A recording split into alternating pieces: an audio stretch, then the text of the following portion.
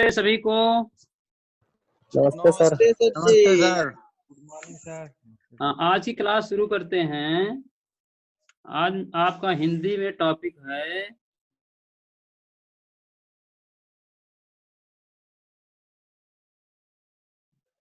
अशुद्ध कारण और निवारण। ठीक, आज आपका जो टॉपिक है वह है अशुद्ध उच्चारण, कारण और निवारण।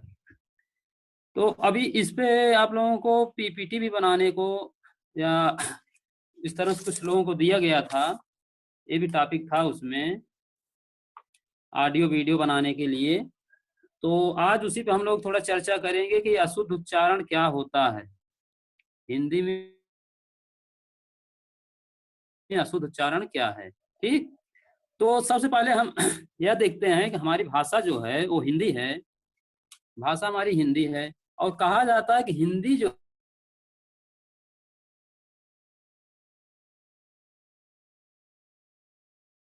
होती है में वर्णमाला के, जब थोड़ा सा पढ़ते हैं उसके विषय में, वर्णमाला क्या है कैसे है, तो वहां पे पहली ही लाइन लिखी होती है कि भाषा की लघुतम इकाई ध्वनि है। ठीक, अब उसी ध्वनि को वर्ण या अक्षर कहते हैं, वहां इस तरह से लिखा होता है। तो माने जो भी ध्वनि होती है उसको हम वर्ण अक्षर कहते हैं। तो इसका मतलब यह है कि ध्वनि, हमारी भाषा जो होती है वह ध्वन्यात्मक होती है, उसमें ध्वनियां होती हैं। किसी भी भाषा को अभिव्यक्त करने के दो माध्यम हैं, लिखित और मौखिक। कोई भी भाषा हो उसको हम दो तरह से प्रकट कर सकते हैं। एक और भी है उसमें सांकेतिक, लेकिन उसका ज्यादा प्रयोग नहीं होता है। तो मुख्य रूप से हम दो ही किसी भाषा को व्यक्त करने का माध्यम मानते हैं, लिखित और मौखिक। तो इसमें से जो हमारा मौखिक है उसको, माने किसी भी चीज को जब हम मौखिक रूप से बोलते हैं, मुंह से बोलते हैं या मुंह से उच्चारित करते हैं, तो उसे हम मौखिक भाषा कहते हैं। मौखिक भाषा को उच्चारित करने के लिए स्वतंत्र स्वर तंत्रियों के सहयोग से भाषा को उच्चारित करते हैं। हिंदी भाषा की यह विशेषता है कि इसमें जैसे बोला जाता है वैसे ही लिखा जाता है। हिंदी भाषा में एक विशेषता इसकी यह भी होती है, या देवनागरी लिपि की एक विशेषता यह भी होती है कि इसमें जैसा भी बोला जाएगा ठीक वैसे ही लिखा जाता है। जबकि और भाषाओं में, जैसे मान लीजिए आप अंग्रेजी देख रहे हैं, तो वहां पे उस तरह से नहीं होता, उच्चारण कुछ होता है और लिखा कुछ जाता है। कभी आप लोग कोई उदाहरण बता सकते हैं अंग्रेजी में? Voyage, honest.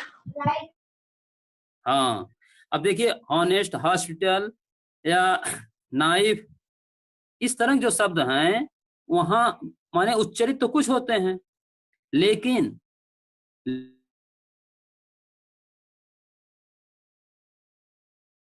लिखते समय हम वहां, हिंदी भाषा में ऐसा नहीं है। यहाँ पे जैसा बोला जाता है, जैसे हम किसी शब्द का उच्चारण करेंगे उसको ठीक उसी तरह से लिखना होता है। तो इसलिए हिंदी भाषा में उच्चारण का बहुत अधिक महत्व होता है।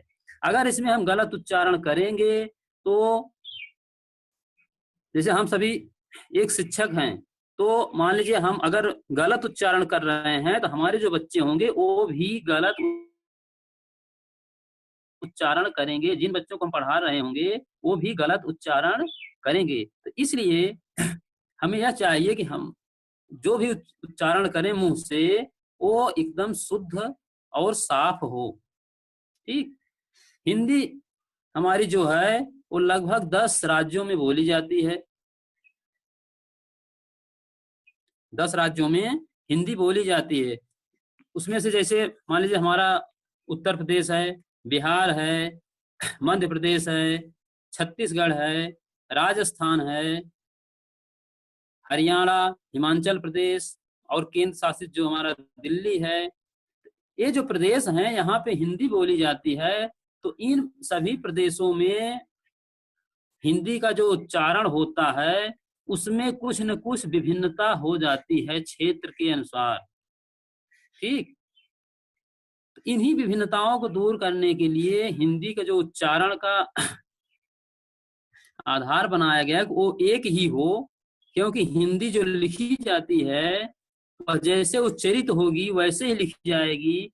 10 राज्यों में जो हिंदी बोली जाती है वह एक ही है, इसलिए एक तरह का उच्चारण पर विशेष ध्यान दिया गया है। इसको हम लोग आज देखेंगे कैसे कैसे, माने किन किन कारणों से हिंदी हमारी जो है उसका गलत उच्चारण होता है और उसका निवारण कैसे हम लोग करते हैं। ठीक है, आज इसी पे चर्चा होगी।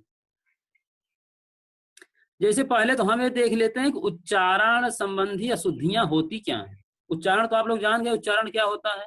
मुंह से जिन ध्वनियों को हम उच्चरित करते हैं या बोलते हैं उसे उच्चारण कहते हैं। ठीक, अब ये उच्चारण पहले तो हम कामियों को देखेंगे, माने अशुद्धियां कहाँ कहाँ होती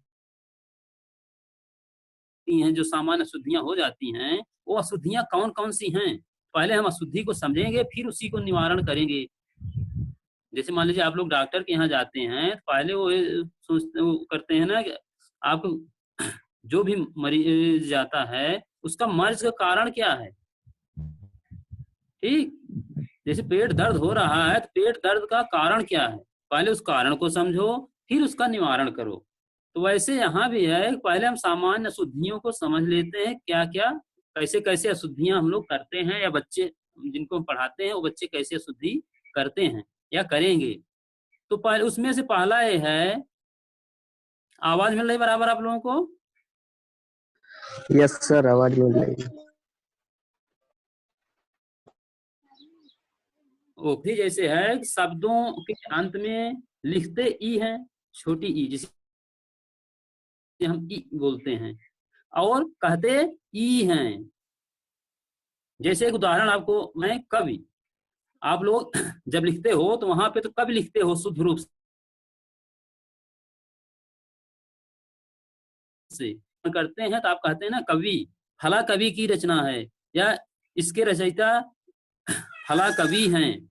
तो यहाँ पे होता क्या है कि चूंकि छोटा, हम लोग तो समझदार हैं समझ लेते हैं, लेकिन छोटे बच्चे जो होते हैं उनको इतनी समझ नहीं होती। जैसे आप कवि बोले, कवि, तो यहाँ पे बच्चे वही सीधे सीधे लिखेंगे, कवि में बड़ी ई की मात्रा लगाएंगे जो कि गलत हो जाएगा। तो इसलिए उच्चारण संबंधी जो अशुद्धियां हैं पहले हम उनको दूर करें, तभी बच्चे उसेंगे। छोटे बच्चे उनको इतनी जानकारी नहीं है, अगर वो मान लो कवि लिख दिए बड़ी की मात्रा तो उसी तरह से पढ़ेंगे भी, वो अनवरत उनकी भाषा में चलता रहेगा। और इसी तरह से, और जैसे रवि, मुनि, इस तरह से आप लोग बोलते हैं ना, लेकिन शुद्ध इसका क्या है, कवि, रवि, मुनि, इस तरह से। माने जो ई की मात्रा है, न पे ई की मात्रा लगी है, वह पे ई की मात्रा लगी है, उसको थोड़ा सा दाब के, माने उसमें ह्रस्व स्वर का ही प्रयोग करना है। जब हम ह्रस्व स्वर का प्रयोग करेंगे तो वहां पे समय कम लगेगा, उसी तरह से उच्चरित करेंगे तो बच्चे भी वैसे ही उच्चरित करेंगे या उच्चारण उसका वैसे करेंगे, और उसको अपनी कॉपी पे, अपनी उत्तर पुस्तिका पे उसी तरह से लिखेंगे। और इसी तरह से दूसरा भी है, जैसे मान लीजिए हम लोग ऊ का उच्चारण करते हैं, ऊ का उच्चारण करते हैं तो करते तो छोटा ऊ का है, ऊ माने ह्रस्व ऊ का, लेकिन भूलवश या गलतीवश या अज्ञानतावश वो दीर्घ ऊ हो जाता है।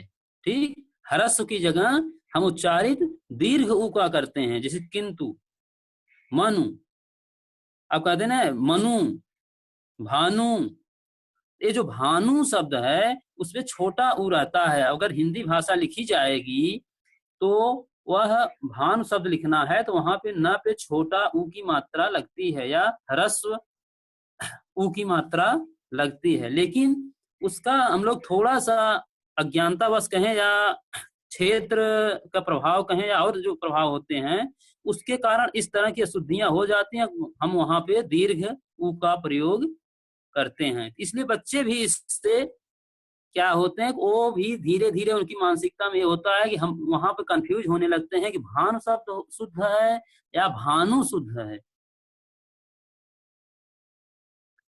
अगर शुद्ध पढ़ा जाए या शुद्ध उच्चारण किया जाए तो बच्चे भी आसानी से समझ जाएंगे कि यहाँ भानु शब्द जो है वही शुद्ध है, भानु नहीं होता, भानु।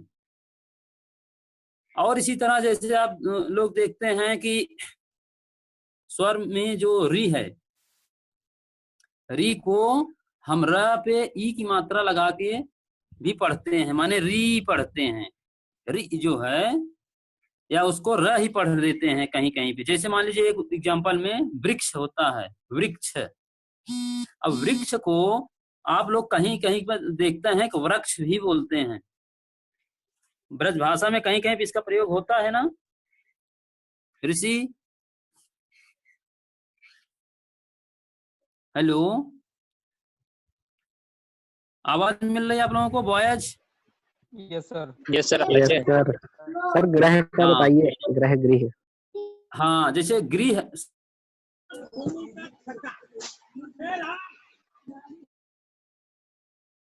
शब्द है तो जो हमारा घर है वह तो गृह है, उसपे यही री रहेगा।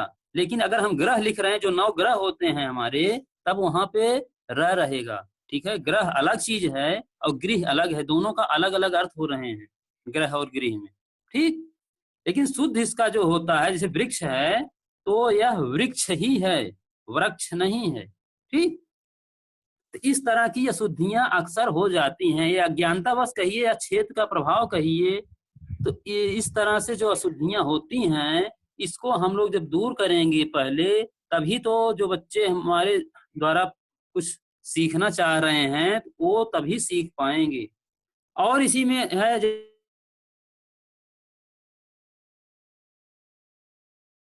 जैसे हम लोग विद्यालय, बुद्ध हमारा जो लिखा होता है वह है विद्यालय, वह है, उसमें द है विद्यालय।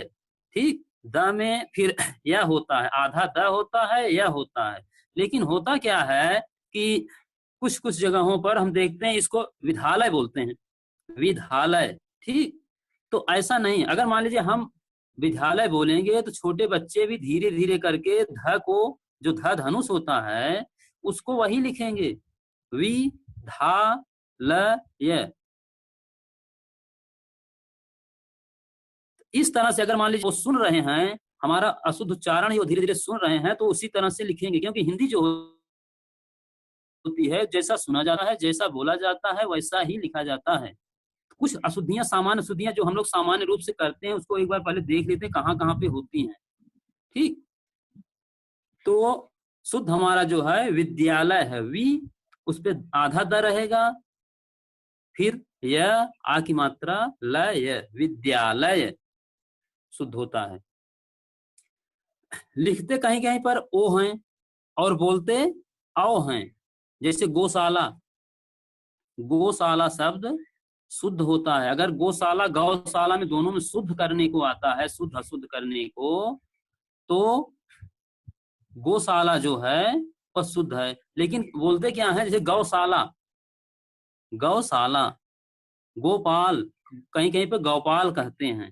तो कहने का मतलब यह है कि जहां ओ की मात्रा होनी चाहिए, हमें ओ की मात्रा का उच्चारण करना चाहिए, वहां पे हम औ की मात्रा का उच्चारण करते हैं।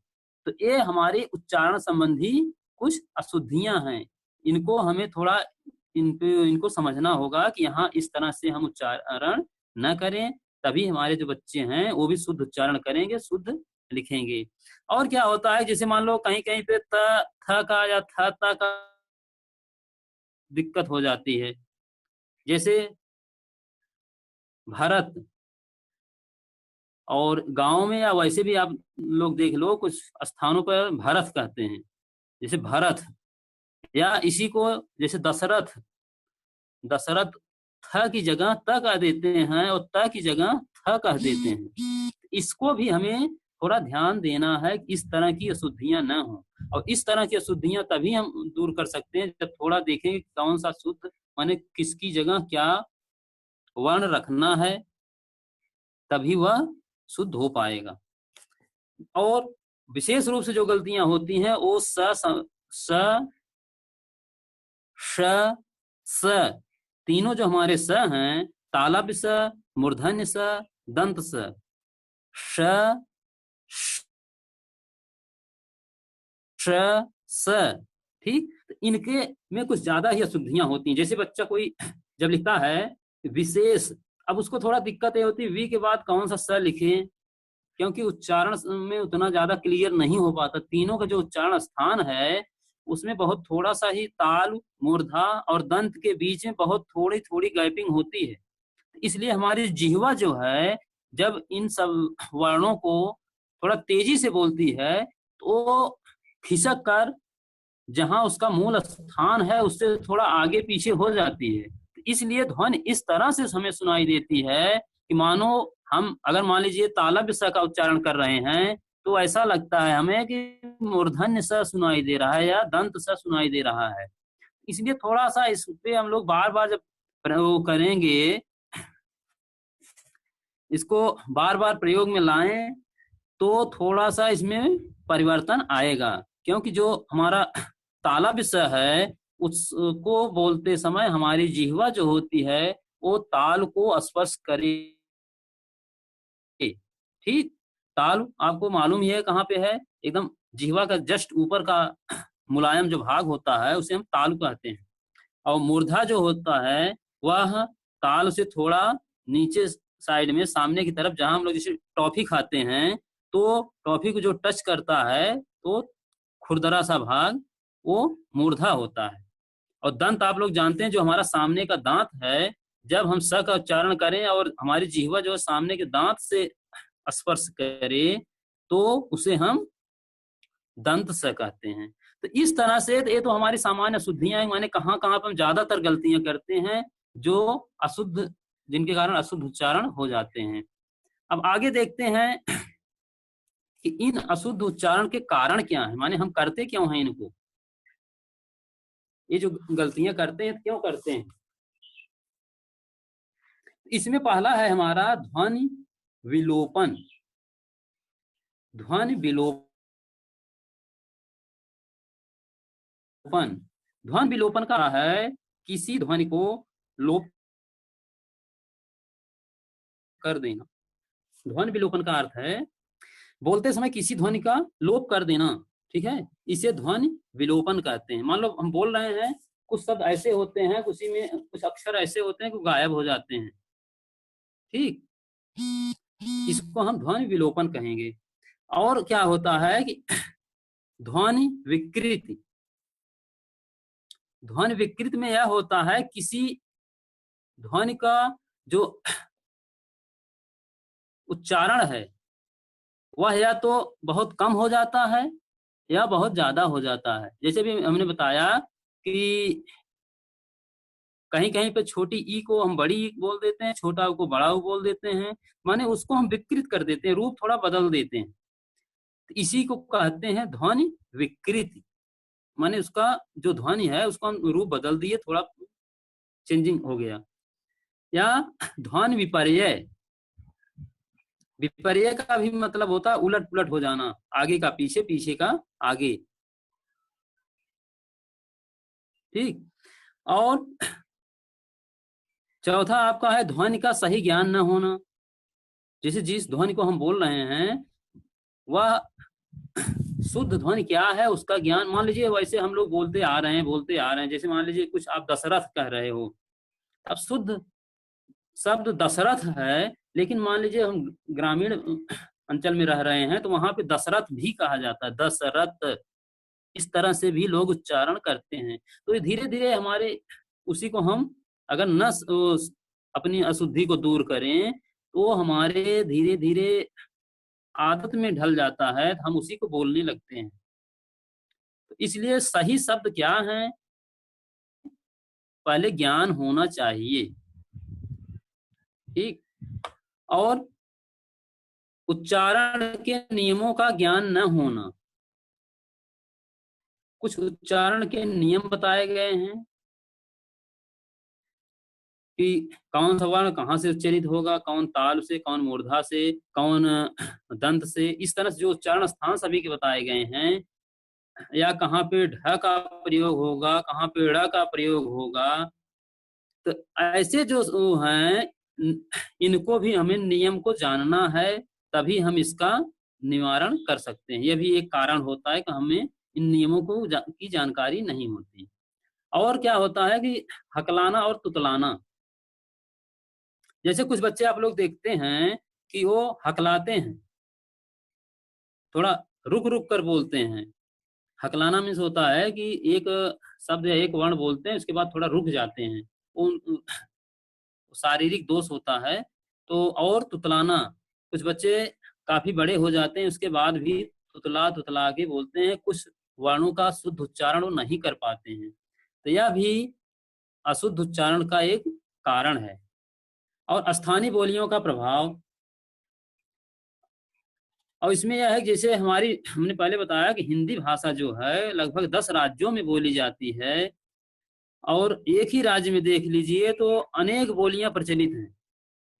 क्षेत्र के अनुसार अनेक बोलियां प्रचलित हैं, इसलिए उन बोलियों के अनुसार कुछ शब्दों को उसी के अनुसार बोलने लगते हैं हम लोग। जहां पे जिस तरह के शब्द चलते हैं उसी के अनुसार हम उसको अपने में ढाल लेते हैं। जैसे हम अभी ये चीज बताएं कि आप लोगों को, जैसे वृक्ष जो अभी बताए थे, तो मथुरा में ज्यादातर लोग वृक्ष ही बोलते हैं, वृक्ष को, या विद्यालय को विद्यालय ही बोलते हैं। या उसमें कोई ऐसा दोष नहीं, बल्कि वो एक स्थान विशेष का प्रभाव होता है।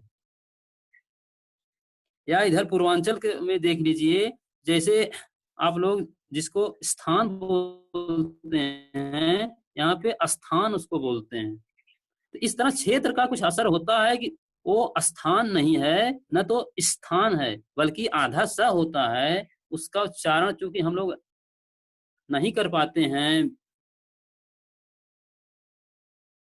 बिना स्वर की सहायता से कोई चरित्र नहीं होता, इसलिए वहां किसी न किसी स्वर को हम रख लेते हैं। पूर्वांचल क्या होता है कि इधर वहां पे आ को लगा लेते हैं स्वर के रूप में, और उधर पश्चिमी यूपी में या पश्चिमी उत्तर प्रदेश में उसी की जगह ई को लगा लेते हैं, स की सहायता के लिए ई को लगा लेते हैं, इसीलिए वहां पे स्थान बोलते हैं, इधर स्थान बोलते हैं। तो ये क्षेत्र का प्रभाव होता है, माने बोलियों का प्रभाव होता है। और बोलियों के प्रभाव में कुछ ऐसे भी हैं, जैसे कुछ ब्रज की भाषाएं हैं, कुछ भोजपुरी की भाषाएं हैं, कुछ अवधी की भाषाएं हैं, तो उनका भी शुद्ध उच्चारण पर प्रभाव पड़ता है। ठीक।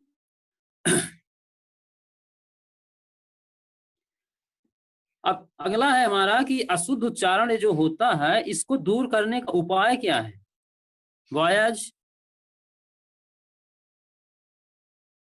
Yes sir. आवाज मिल रही है आप लोगों को? बराबर। हाँ, कुछ बीच बीच कुछ पूछते रहा करिए ना, तो उससे थोड़ा ये होता है ना, हाँ चल रहा है, नहीं तो ये होता कहीं ऐसा तो नहीं पूरा लाइन कट गया। ठीक है। हाँ, कुछ किसी को भी पूछना है अभी?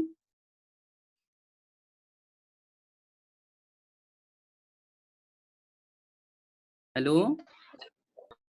ठीक, आगे चलते हैं। ठीक है। अब इन अशुद्ध उच्चारण जो हमारे होते हैं, इनको दूर करने के कैसे हम इनको दूर करें। ठीक, दूर करने के उपाय क्या है। तो पहले तो हम लोग कारण जान लिए, अब उसी कारण के सहायता से हम इसका निवारण करेंगे या इनको अशुद्धियों को दूर करने का उपाय खोजेंगे। इसमें पहला है कि छात्रों में शुद्ध उच्चारण की आकांक्षा जागृत करना। ठीक, पहला ही आपका है कि छात्रों में शुद्ध उच्चारण की आकांक्षा जागृत करना। पहले तो उसमें जागृत करिए, बच्चों में इस तरह से उनको आप मोटिवेट करिए कि बच्चे भी थोड़ा शुद्ध उच्चारण के लिए प्रेरित हों। पहला काम हमारा यही है। ठीक। फिर दूसरा क्या है, जब बच्चे थोड़ा प्रेरित हो जाते हैं, हाँ हमें कुछ, हम शुद्ध उच्चारण हिंदी भाषा जब पढ़ेंगे तो उसमें शुद्ध उच्चारण का प्रयोग करेंगे, उनको विभिन्न प्रकार से इसको बताया जा सकता है। जैसे मान लो उनको आप कहानी पढ़ा रहे हो, कोई कहानी बता रहे हो, उसमें भी कुछ शब्द गांव के या कुछ अशुद्ध शब्दों का प्रयोग होता है, तो उनको बताओ कि नहीं देखो ये शब्द जो होते हैं ना, इसको इस तरह से नहीं, इसको ऐसे बोला जाता है, या ऐसे करोगे तो आप लोगों का गलत हो जाएगा। तो माने ऐसा आप मोटिवेट करो कि बच्चे स्वयं से शुद्ध उच्चारण के लिए प्रेरित हों। फिर अगला क्या है कि उच्चारण प्रतियोगिताओं का आयोजन किया जाए। जैसे मान लीजिए कोई भी कक्षा है, कक्षा 3 है, 5 है, 8 है, जो भी आपको मिला हो क्लास, उसमें आप लोग छोटी छोटी प्रतियोगिताएं करा सकते हैं। ठीक, 10 बच्चों को एक ग्रुप बना दो या 5 बच्चों का एक ग्रुप बना दो। इस तरह से आप एक ही घंटे में कुछ शब्दों को, शुद्ध अशुद्ध शब्दों को बच्चों को कह दो अपना वो अपने से तैयार करें, और उन्हीं को, या आप कुछ तैयार करके उनको अपने से बुलवाओ, देखो कितने बच्चे कैसे बोलते हैं उसको। जो उसमें थोड़ा जब कंपटीशन की भावना होगी, प्रतियोगिता होगी, तो बच्चे भी थोड़ा उसमें ज्यादा रुचि लेके उसको पढ़ते हैं और समझते हैं कि हमें अशुद्ध उच्चारण जो है उसको हम कैसे दूर करें। अध्यापक अपने उच्चारण को भी सुधारे। होता क्या है कि थोड़ा, जैसे जो टीचर होते हैं हमारे, जो अध्यापक होते हैं, जैसे हम लोग हैं, तो इसमें इनमें भी अशुद्ध उच्चारण संबंधी कुछ दोष पाने को ऊपर से पूरा होकर के आया, उसमें कोई गलती नहीं होगी। गलती होगी, लेकिन उन गलतियों को धीरे धीरे करके सुधारा जाना चाहिए। वो गलतियां बच्चों तक न पहुंचे या बहुत कम पहुंचे, उससे पहले हम अपनी इन गलतियों को सुधार लें। देखो गलती होना बुरी बात नहीं है, बुरी बात यह है कि हम उन गलतियों को सुधारें न, उन गलतियों को स्वीकारें न। पहले तो हम गलती को स्वीकारें कि हाँ हमसे गलतियां हो जाती हैं। आप लोग भी जैसे मान लीजिए हम ही भी बता रहे हैं या हम ही पढ़ा रहे हैं, तो आपको भी अगर मान लो कुछ इसमें कमेंट करना हो तो आप कर सकते हैं पर्सनल, इसमें कोई ऐसी बात नहीं। और जब वो गलतियां या वो कमियां हमें मालूम होंगी तो उसको हम सुधारने का प्रयास करेंगे। या कोई भी XYZ टीचर है, उसको अगर अपनी गलती का एहसास हो गया है तो उसको सुधारने का प्रयास करता है,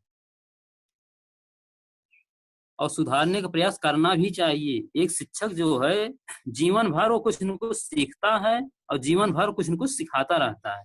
तो इसलिए कोई भी पूर्ण नहीं है अपने में, तो हर समय सीखने और सिखाने की प्रक्रिया चलती रहती है। तो अपनी गलतियों को पहले अध्यापक को स्वीकारना चाहिए, फिर उन गलतियों को दूर करना चाहिए। तो यह भी होना चाहिए, तभी हम अशुद्ध उच्चारण को दूर कर पाएंगे। जैसे मान लीजिए हम पढ़ा ही रहे हैं, भूल बस या कहीं भी मान लीजिए बहुत सारे किताबें हैं, कहीं कुछ लिखा है कहीं कुछ लिखा है, तो जरूरी नहीं जितना हम पढ़ रहे हैं वो सब हम सही ही पढ़ रहे हों, हमसे भी गलतियां हो सकती हैं। तो इसलिए ऐसा नहीं, आप लोग भी पढ़ते हैं कुछ न कुछ, तो आप भी हर समय, क्या ऐसा थोड़ी होता है कि हम ही सब कुछ जानते हैं आप कुछ नहीं जानते हैं, ऐसा नहीं।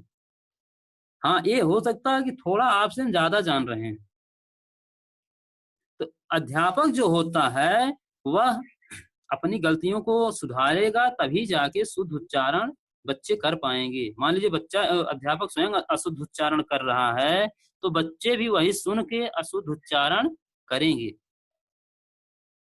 ठीक, फिर इसमें अगला पॉइंट है, कक्षा में अनुकरण वाचन कराया जाए। देखो अशुद्ध उच्चारण दूर करने का सबसे अच्छा तरीका अगर दिखाई देता है तो वह होता है अनुकरण वाचन। अनुकरण वाचन माने अनुकरण वाचन को हमारी जो पाठ्य सामग्री है इसीलिए इसमें रखा गया है कि अनुकरण वाचन जो होता है, जब अध्यापक उसको करेगा, पहले अनुकरण वाचन में पहले अध्यापक करता है, इसके बाद बच्चे उसी को अनुकरण करके फिर से पढ़ते हैं। तो जब अध्यापक स्वयं शुद्ध वाचन करेगा तो उसी का शुद्ध उच्चारण का बच्चे भी अनुकरण करके पढ़ेंगे। इससे उनकी जो अशुद्धि संबंधी दोष हैं या जो उनकी अशुद्धियां हैं वह सभी दूर हो जाती हैं। अब आगे क्या है, यदि आवश्यकता हो तो चिकित्सकों की सहायता ली जाए। कभी कभी क्या होता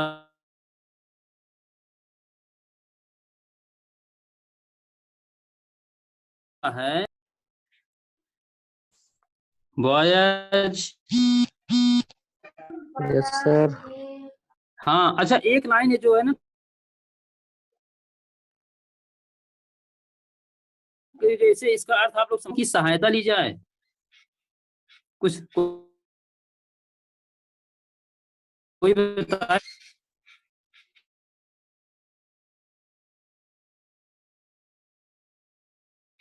मान चिकित्सकों की यहाँ पे जरूरत क्यों, कारण में चिकित्सकों की आवश्यकता इसलिए पड़ती है, जैसे मान लीजिए बच्चे में कोई शारीरिक दोष है। शारीरिक दोष में अभी हमने बताया, जैसे मान लीजिए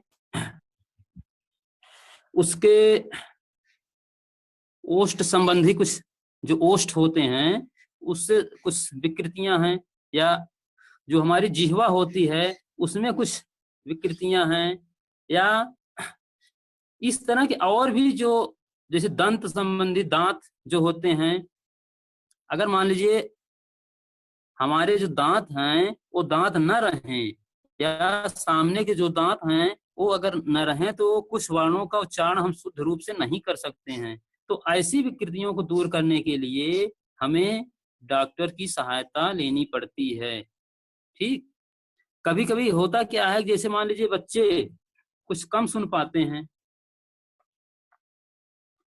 जब कम सुन पाते हैं या नहीं सुन पाते हैं तो उसके कारण भी वह अशुद्ध उच्चारण करते हैं। तो यह सुनने की जो प्रक्रिया है उसको तो हम लोग सही नहीं कर सकते हैं, तो वो तो डॉक्टर ही कर पाएंगे। या उसमें जिह्वा संबंधी जो विकृति है, जो दोष है, उसको तो डॉक्टर ही दूर कर पाएंगे। इसीलिए हम लोग बीच बीच में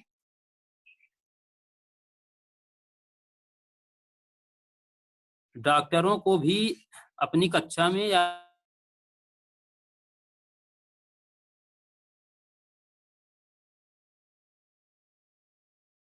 उसका निवारण कर सकें। और इसी में अगला है आपका, उच्चारण संबंधी नियमों को अच्छी तरह से बताया जाए। उच्चारण संबंधी जो नियम होते हैं, ठीक, उच्चारण संबंधी कुछ नियम होते हैं, उनको अच्छी तरह से बताया जाए। जैसे मान लीजिए कि कहाँ पे री का प्रयोग करेंगे, या कहाँ पे हम छ का प्रयोग करेंगे, और कहाँ पे इसमें जैसे दो छ हैं हमारे, एक छतरी वाला छ होता है और दूसरा छाता वाला छ होता है। जैसे मान लीजिए छोटा बच्चा है, उसको बोल दिया जाए छाता, तो वो उस समय तक उतना क्लियर नहीं कर पाता है, थोड़ा बड़ा होता है, बार बार देखता है कहाँ कैसा, तो समझता है। तो ऐसे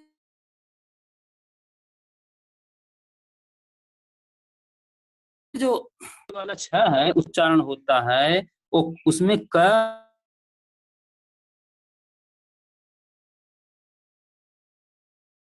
और जैसे हम लोग कक्षा बोलते हैं, कक्षा नहीं होता, कक्षा होता है, कक्षा।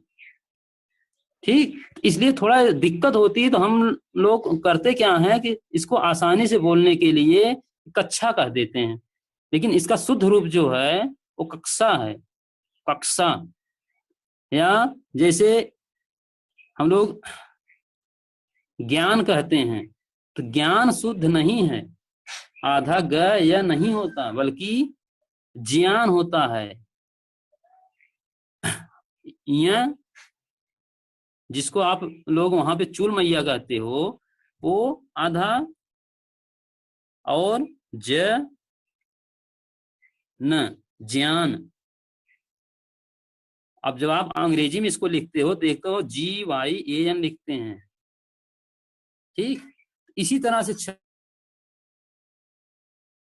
बच्चों को बताया जाए तो कैसे उच्चारण होगा,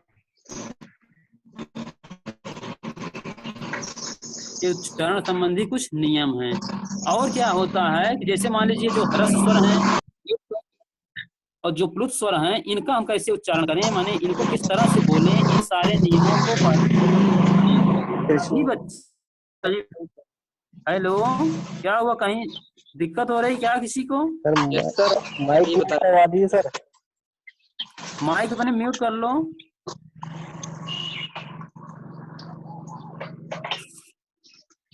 किसी का माइक खुला है क्या? चलो, और इसी तरह से जैसे है कि हिंदी की जो वर्णमाला है उसमें उच्चारण स्थान है सभी के। हिंदी में जो 52 वर्ण हैं वर्णमाला में, उन सभी के अपने अपने उच्चारण स्थान हैं। उन उच्चारण स्थानों को सभी को, माने सभी बच्चों को अच्छे से बताया जाए। जैसे मान लो हमारा कंठ का ध्वनि है तो इसका उच्चारण कंठ होता है। आप लोग देखते हैं जब पहले वर्णमाला बताई जाती है उसके ठीक बाद ही उच्चारण स्थान को भी बताया जाता है। जैसे जब पहले 52 वर्णमाला में 52 वर्ण बताए जाते हैं, उन 52 वर्ण बताए गए तो इसके बाद फिर उसके कौन कौन से वर्ण किन किन उच्चारण स्थानों से बताया जाता है। तो जब इस तरह से माने सभी उच्चारण स्थान को बच्चे जान जाते हैं कौन वर्ण कहाँ से उच्चरित होगा, तो जब उच्चारण करेंगे उस वर्ण का तो शुद्ध उच्चारण होगा। तो इस तरह से अगर मान लीजिए छोटी छोटी बातों को हम ध्यान में रखेंगे तो हम अपनी क्लास में या अपने बच्चों को शुद्ध उच्चारण संबंधी दोषों को दूर करने में उनकी सहायता कर सकते हैं।